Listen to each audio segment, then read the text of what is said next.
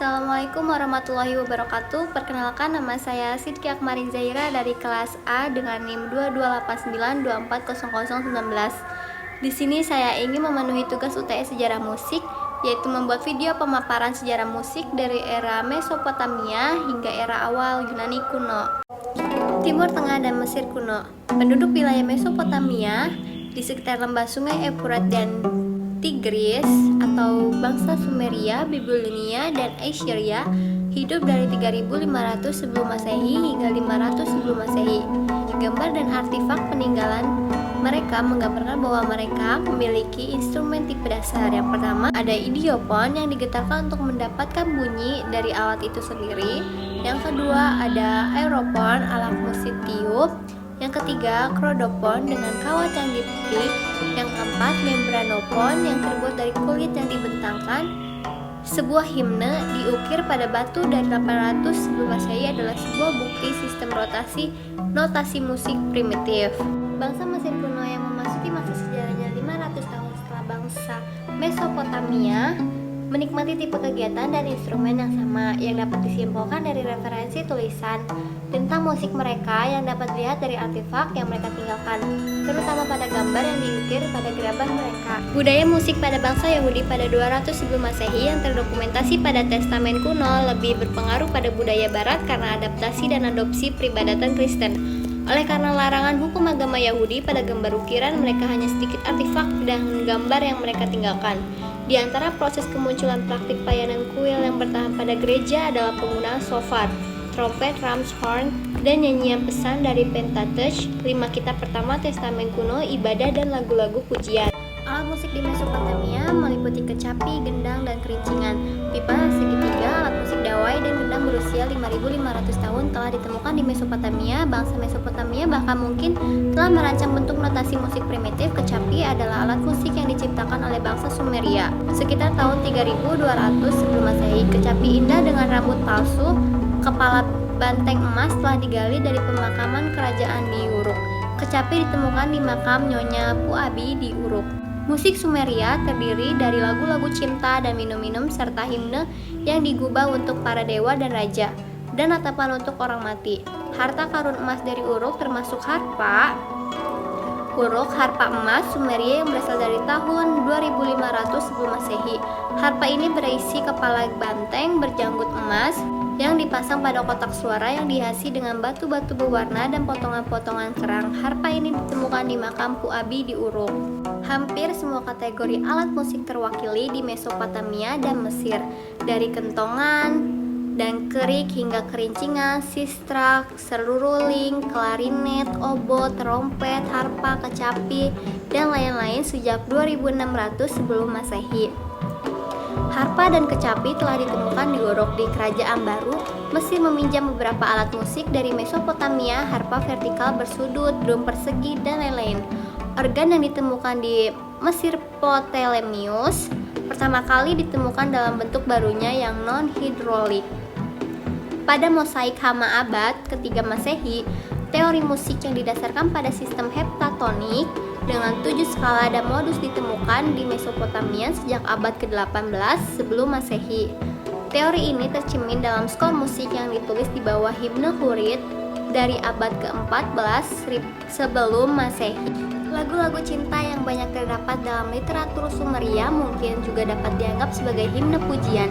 Meskipun memiliki karakter khusus yang khas, beberapa di antaranya dinyanyikan oleh para kekasih dewa, Dumuzi dan Inanna, atau mengisahkan kisah-kisah percintaan mereka. Dalam beberapa kisah, kekasihnya adalah raja, khususnya Shushin, dari dinasti ketiga Uruk. Lagu-lagu ini memuji daya tarik fisiknya dan mengungkapkan kerinduan dan cinta gadis yang menyanyikannya. Tampaknya bukan hal yang tidak mungkin bahwa sejumlah besar lagu-lagu ini merupakan karya seorang penyair wanita di lingkungan sekitar Shushin. Orang akan menebak pendeta wanita Lukur Kubatu. Musisi di Mesopotamia kuno.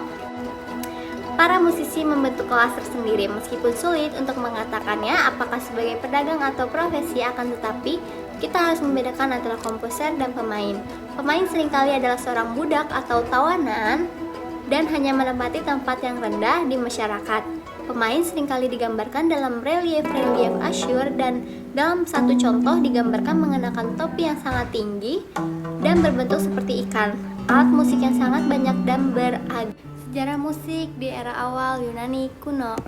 Di antara kebudayaan Mediterania Timur yang tidak diragukan lagi bahwa kebudayaan Yunani kuno memiliki hubungan langsung dengan kebudayaan Eropa Barat yang dibawa oleh bangsa Romawi kuno yang mengalahkan mereka dan mengadopsi kebudayaan mereka memasuki masa sejarah yang relatif lambat, sekitar 1000 sebelum Masehi.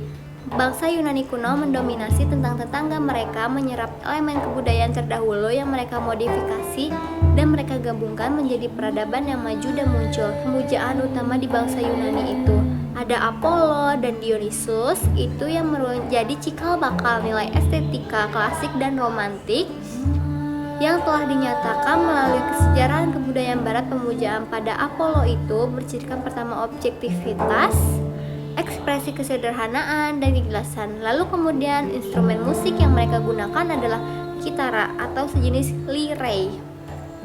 Sedangkan pemujaan pada Dionysius itu adalah aula merah yang ditiup dan bercirikan subjektivitas tanpa perasaan dan sensualitas.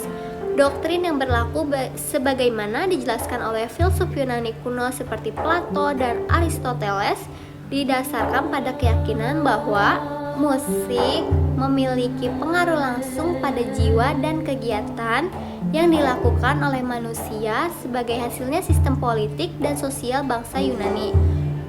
Itu berkaitan dengan musik yang berperan penting pada drama Aeschylus, Sophocles, Euripides, dan Aristophanes, dan sistem pendidikan bangsa Yunani kuno itu berpusat pada intelektualitas dan gimnastika yang mengacu pada latihan fisik untuk mendukung peran dasarnya pada masyarakat melibatkan pemikiran ilmiah rumit.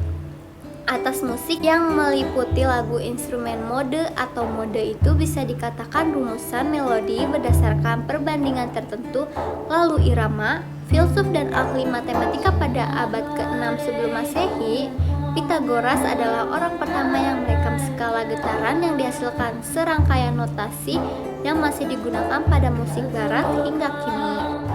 Pythagoras dari abad 570 sampai 495 sebelum Masehi adalah seorang filsuf dan matematikawan Yunani yang terkenal dengan teoremanya tentang segitiga siku-siku yang dikenal sebagai teorema Pythagoras.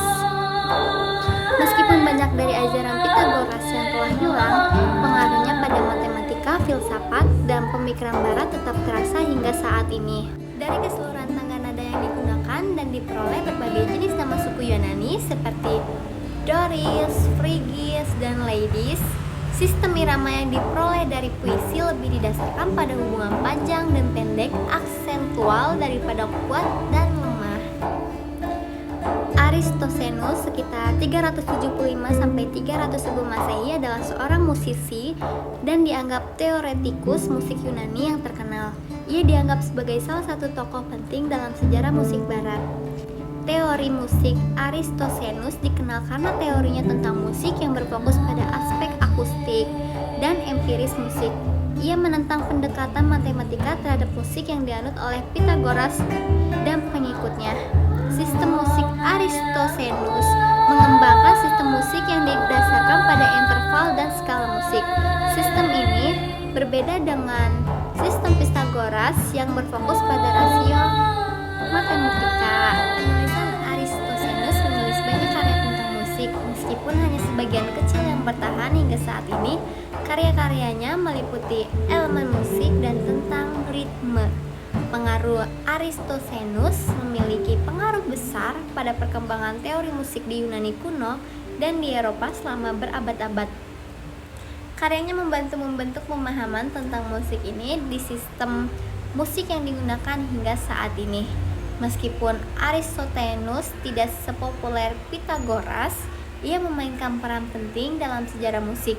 Karyanya membentuk pemahaman tentang musik dan sistem musik yang digunakan hingga saat ini. Sekian, terima kasih. Mohon maaf apabila ada salah kata dalam pemaparan sejarah musik dari era Mesopotamia hingga era awal Yunani kuno.